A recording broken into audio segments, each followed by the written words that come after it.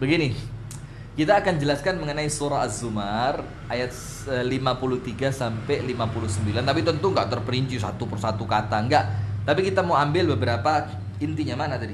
Yang pertama begini, ada latifah. Latifah itu ada kelembutan yang tersimpan di balik surah Az-Zumar 53 sampai 59. Dan para ulama tafsir itu menjelaskannya dengan kata latifah. Latif itu kan lembut ya. Jadi latifah itu makna lembut yang tersimpan di balik ayat, yang apabila kita sekedar membacanya atau sekedar mengerti artinya, maka kita nggak akan dapat itu feel-nya. iya, feel-nya itu atau sesuatu yang tersimpan di balik ayat kita nggak akan dapat. Nah, maka begini, Az-Zumar 53. Yang pertama, Allah Subhanahu wa taala memerintahkan kepada Nabi Muhammad sallallahu alaihi wasallam untuk memanggil. Qul, panggillah wahai Muhammad. Sampaikan apa yang aku ucapkan, kata Allah, kepada hamba-hambaku secara langsung. Akhirnya langsung kalimat dari Nabi Muhammad disuruh memanggil, langsung berpindah dengan firman-Nya Allah. Ya ibadi, wahai hambaku. Lihat. Sekarang siapa yang Allah panggil dengan kata wahai hambaku? Ternyata alladzina asrafu ala anfusihim. Mereka yang telah melampaui batas dalam perbuatan dosa. Ingat, kalau cuma berdosa biasa, nggak dipanggil sama Allah, ya udahlah. Masih ada peluang masuk surga. Tapi yang dipanggil sama Allah dengan panggilan mesra, ya ibadi. Dan kalimat ini mulia banget loh ya, wahai hambaku. Jadi, orang yang menghambakan diri, yang mengabdi. Jadi ngerangkul banget gitu kalau bahasa iya, kita. Iya, jadi ngerangkul banget. Sama Allah seakan-akan dirangkul gitu. Dirayu gitu ya.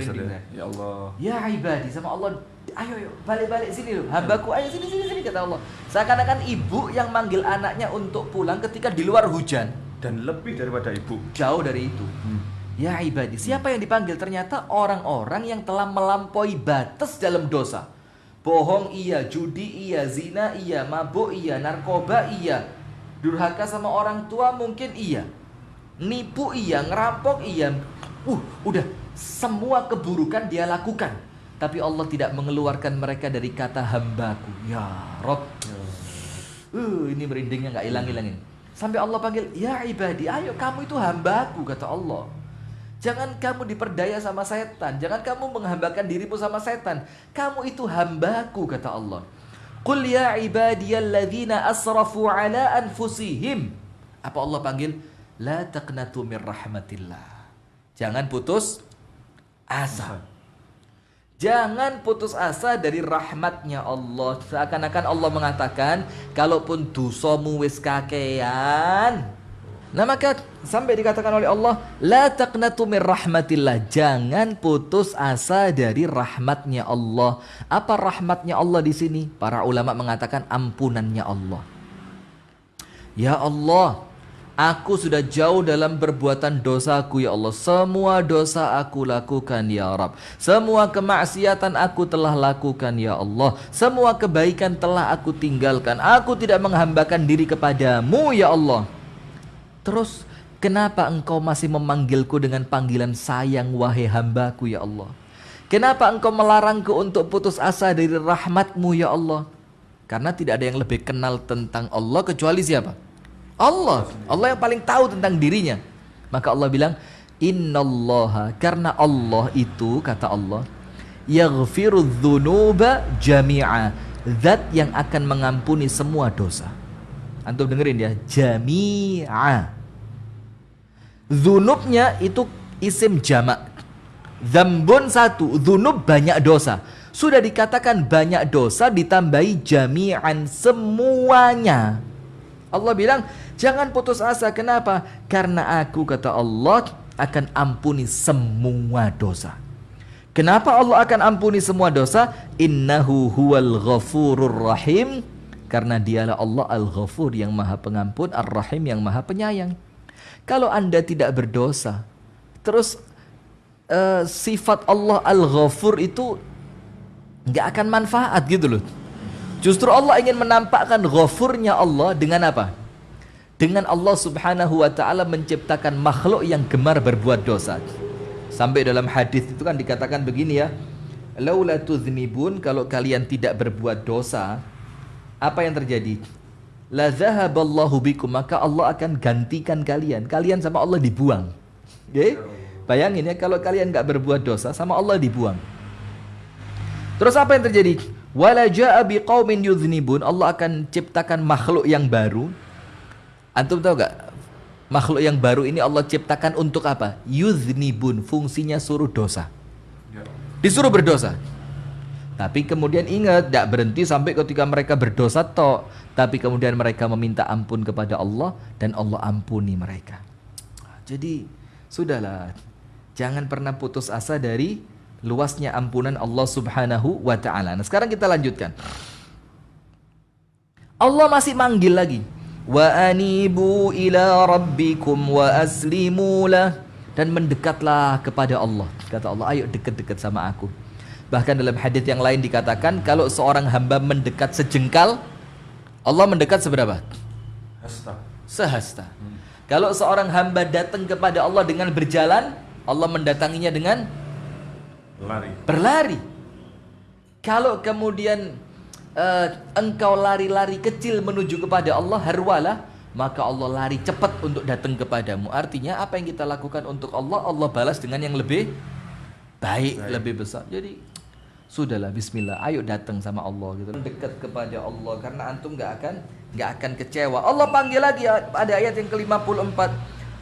Wa anibu ila rabbikum wa aslimu lah, mendekatlah kepadaku, kata Allah, dan berserah dirilah kepada Allah. Kemudian min qabli an ya'tiyakumul 'adzabu thumma la tunsarun, sebelum Allah datengin azabnya, kemudian saat itu kamu nggak bisa ditolong. Firaun ya. Firaun itu datang Nabi Musa. Nabi Musa merasa tidak cukup mendakwai Firaun. Nabi Musa minta bantuan saudaranya yang bernama Harun. Akhirnya yang dakwah Musa dan Harun. Hanya untuk menyelamatkan seorang laki-laki sombong bernama Firaun, Allah kirimkan Nabi khusus. Nggak kurang-kurang. Nggak kurang. Cara merangkulnya, bayangin. Gitu masih dipanggil hambaku. Ya. Kemudian Allah tambah Nabi Harun. Allah suruh dia tobat. Ternyata apa? Tobatnya Firaun ketika napasnya sudah di kerongkongan. Nah, ini maksudnya Allah, ayo datang, kata Allah. Datang. Ayo ke sini, kata Allah. Berserah diri kepadaku sebelum datangnya azab kepada kalian, kemudian kalian tidak bisa lagi ditolong. Kemudian wattabi'u ahsana ma unzila ilaikum mir rabbikum, dan ikuti apa yang terbaik yang Allah turunkan dari Allah untuk kalian. Ikuti sesuatu yang Allah turunkan kepada kalian, dan itu yang terbaik. Apa itu? Al-Quran. Dan kita perlu tahu satu kaidah Al-Quran, rumus Al-Quran. Rumus ketika kita mengamalkan Al-Quran. Belum ada ceritanya orang mengamalkan Al-Quran hidupnya belangsak, itu tidak ada. Terus apa? Begini. Antum tahu Amirul Mukminin Umar ibnul Khattab masuk Islam karena dengar ayat apa? Surat Toha. Antum buka di sini. Cari, antum baca surat Toha. Surat Toha ini yang didengarkan oleh laki-laki yang sebelumnya ingin membunuh Rasulullah, hati yang sangat keras, ketika dengar ayat ini langsung luluh leleh masuk Islam. Kita poin pembahasan kita Az-Zumar 53 sampai 59. Jadi tidak ada dosa yang tidak akan Allah ampuni untuk orang yang kepingin tobat. Lihat ya. Sudah, maka kita ambil satu kaidah Al-Qur'an ini. Kaidah Qur'aniyah. Untuk orang yang kemudian ingin mengamalkan Al-Qur'an. Antum tahu Amirul Mukminin Umar ibnul Khattab itu masuk Islam dalam keadaan hatinya yang keras. Bukan cuma keras, kepingin membunuh Nabi. Nabi mau dibunuh. Tapi ketika dengar Al-Quran, leleh hatinya. Nah, sebelum saya ke sana, saya punya satu cerita menarik. Antum udah situ ya. Ada satu cerita menarik begini. Suatu hari Bilal ibnu Rabah itu kemudian ketemu dengan asistennya Umar bin Al-Khattab. Jadi punya asisten. Bukan cuma ustadz aja. Radhiyallahu taala anhu ardahu. Namanya Aslam. Namanya Aslam ya. Kemudian Bilal ini ketemu Aslam. Kemudian Bilal tanya, "Ya Aslam, sif lana Umaran idza ghadib." Aslam, ceritain sama kami gimana Umar kalau sedang marah. Wih. Enggak marah aja serem. Iya kan? Kalau Mas Febri kalau marah tidur. Marah tidur. Oh, tidur. Bahaya kalau marah tidur. Itu mobil bisa lepas itu kan. Sudah. Terus apa jawaban Aslam ketika ditanya Bilal? Bilal, Aslam ceritain itu Amirul Mukminin kalau sedang marah gimana? Apa jawabannya Aslam? Idza kana ghadib wallahi la yusaf. Kalau Umar marah, enggak berani kita deket-deket. Gimana mau cerita? Lawang Umar baru mau marah aja kita kabur. Terus Apa ya? Raut wajahnya. baru memerah aja kita udah pergi duluan. Gimana kita bisa ngelihat kemudian saya ceritain ke kamu? Setan aja takut loh. Ya kan? Setan kalau lewat suatu gang kemudian Amirul Mukminin mau lewat, setannya pergi daripada cari masalah. Masalah. Ngalih aja wis ya. Sudah. Terus apa kata Bilal? Wallahi la, demi Allah tidak.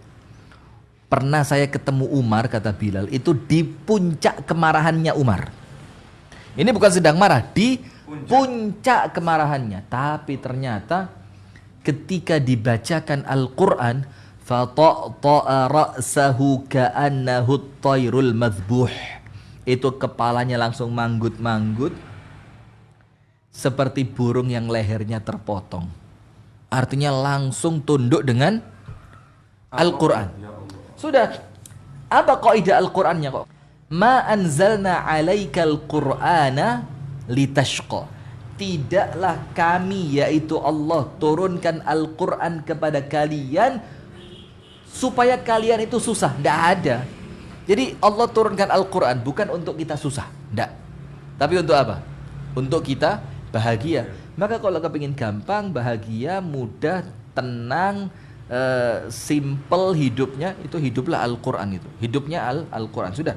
Kemudian apa lagi tadi? Nah, artinya setelah Allah panggil mereka yang banyak dosa untuk tobat kepada Allah, Allah akan ampuni semua dosa. Allah panggil mereka, ayo mendekat kepadaku sebelum datangnya azab kepada kalian yang di saat itu kalian gak bisa lagi ditolong.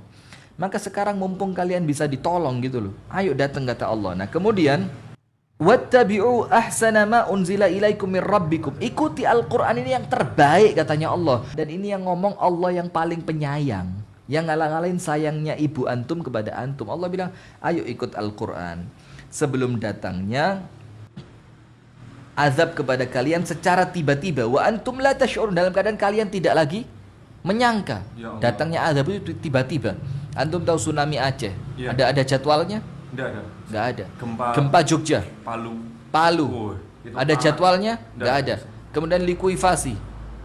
Ya likuifasi namanya, bukan likuidasi. Terus ini lumpur lapindo yang paling legend. Lumpur lapindo. Kan nggak ada jadwalnya. Moro-moro metu mak betunduk. Mak betunduk. Yang luar Jawa nggak ngerti. Nggak ngerti, artinya secara tiba-tiba begitu loh. Maka Allah sayang sama kita, Allah ingetin, ayo ikuti Al-Qur'an sebelum datangnya azab. Yang azab itu datangnya apa? Tiba-tiba. Kemudian ketika azab itu sudah datang katanya Allah, kalian akan mengatakan begini, antaqula nafsun ya hasrata ala ma farradtu fi jambillah wa in kuntu laminas sakhirin. Beliau berkata, ya Allah, nyesel ya Allah, kata dia. Terus dia bilang apa? Ya hasrata ala ma farradtu fi jambillah. Alangkah menyesalnya aku, kenapa dulu sebelum azab ini datang aku nggak nurut sama Allah. Padahal sebelumnya, ayat sebelumnya apa? Allah ingetin kan, ayo tobat, ayo deket sama aku, ayo ikuti Al-Quran sebelum datangnya azab. Kalian nggak dengar waktu itu, kalian nggak mau ikut waktu itu. Bahkan ketika azabnya datang baru ngomong, aduh nyesel, coba dulu sebelum azab ini datang aku taat kepada Allah. Atau mengatakan begini, au taqula law anna Allah hadani lakuntu minal muttaqin. Atau sebagian kalian mengatakan, kalau Allah kasih hidayah aku akan bertakwa. Seakan-akan nyalain Allah. Loh, Allah nggak kasih hidayah kok. Padahal ayatnya Allah datang, peringatannya Allah ada, Rasulnya Allah ada, pengajian di mana-mana. Lah kok ketika azabnya datang antum nggak bisa lagi tobat, baru antum ngomong apa? Sekiranya dulu Allah kasih hidayah, aku akan jadi orang bertakwa. Sekarang, apalagi sekarang saat ya, itu quote-quote itu bertebaran. Oh, Ya, luar biasa. Sudah media udah berkembang kayak Quote gini. of the day. Termasuk apa namanya? Para ustadz, para asatidz juga luar biasa bermain di medianya ya. Sudah kita nggak usah searching, itu kadang di timeline lewat gitu, nasihat-nasihat begitu saja. Luar biasa. Atau taqula hina tara al-'adzab law anna li karratan fa akuna minal muhsinin. Atau ketika azab itu datang, Allah ceritain bagaimana keadaan manusia ketika azabnya datang. Ada yang nyesel, ada yang menyalahkan Allah tidak memberi hidayah kepada dia, atau ada yang mengatakan begini, ya Allah, kalau aku dikasih kesempatan sekali lagi, aku akan jadi orang baik. Ya, coba. Lo kemarin dikasih kesempatan, lah kok minta lagi? Ya sekarang ini kesempatan Anda. Bala qad ja'atka ayati, Allah bilang, sudah kata Allah. Ayatku sudah datang sama kamu. Dibacain sama Al-Akh Abu Shanum. Kamu dengar dari para ustadz, para mubalik, para qari'ul Quran. Kamu dengar semuanya ayat ini, kata Allah. Qad ja'atka ayati, sudah datang ayatku kepadamu. Fakadzdzabta biha wastakbarta. Kamu mendustakan karena kamu sombong. Ngapain ikut ayat ustadz? Ngapain ikut Al-Quran? Wastakbarta wa kunta minal kafirin, dan kamu termasuk orang yang mendustakan. Nah, maka ayo sudah, jangan putus asa. Tobat ya, tobat aja pokoknya, tobat. Oh Ustaz, saya masih suka maksiat, tobat. Nanti maksiat lagi, ya bukan nggak apa-apa. Tobat lagi. Ustaz, saya belum lurus, ya tobat biar lurus. Ustaz, saya belum bisa, ya tobat biar bisa. Kenapa? Allah nunggu. Sampai dikatakan oleh seorang ulama,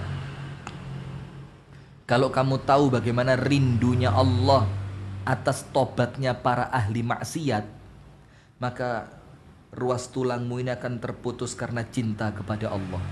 Jadi kalau kamu tahu Allah itu rindu banget, Allah kangen banget, nunggu ahli maksiat yang tiap malam mabuk, tiap malam zina, tiap malam Allah kangen sama mereka. Ayo datang kepada aku, kata Allah. Itu kalau kamu tahu kerinduan Allah, maka ruas-ruas tulangmu ini akan terputus karena cinta kepada Allah. Itu kerinduan Allah kepada ahli maksiat. Lalu bagaimana kerinduannya Allah kepada ahli tobat? Maka ayo bismillah, ndang tobat. Barakallahu fikum. Silakan Allah Abu Shanum tutup. Kita pamit dulu, ada kekurangan, ada kesalahan, ada sesuatu yang kurang berkenan di hati para pemirsa, kami mohon maaf yang sebesar-besarnya. Subhanakallahumma bihamdik, asyhadu an la ilaha illa anta, astaghfiruka wa atubu